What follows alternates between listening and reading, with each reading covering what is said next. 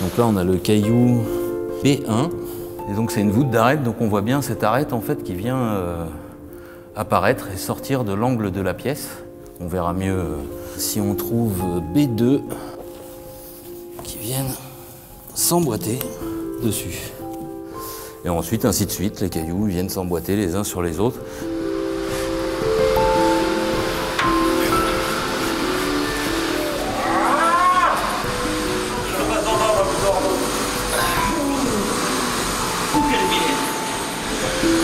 Je travaille avec Christophe, on est en binôme sur le chantier de la voûte. Christophe qui est maçon poseur, il est fort utile dans ces moments-là, puisqu'il a forcément des techniques que moi je connais moins.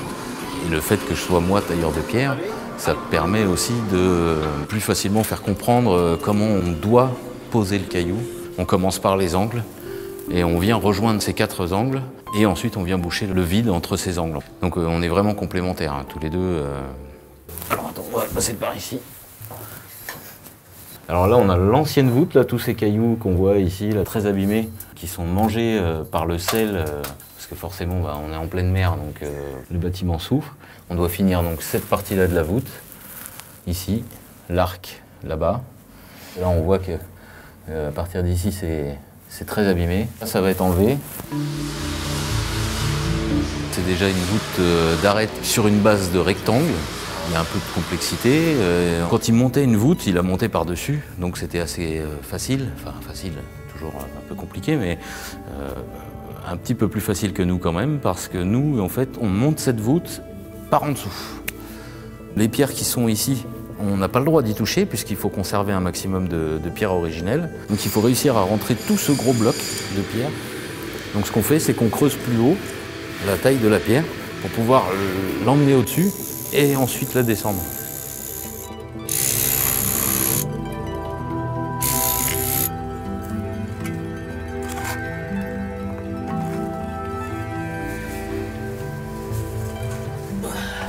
Je sens que je vais la reposer une 5e fois.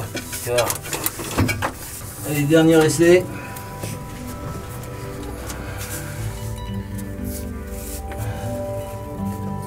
Allez.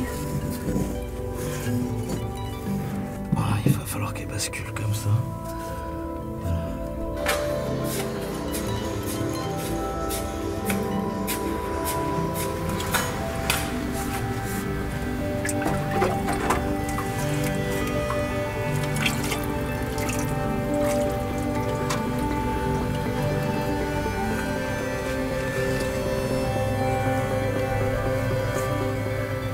Et tu vois, quand on coule comme ça, là, faut y aller mollo parce que là, tu vas mettre du coulis dedans.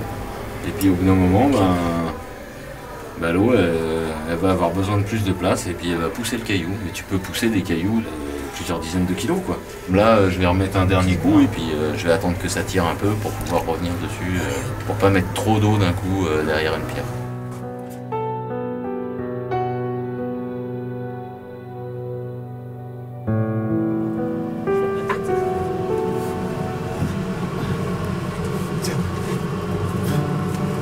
C'est bon?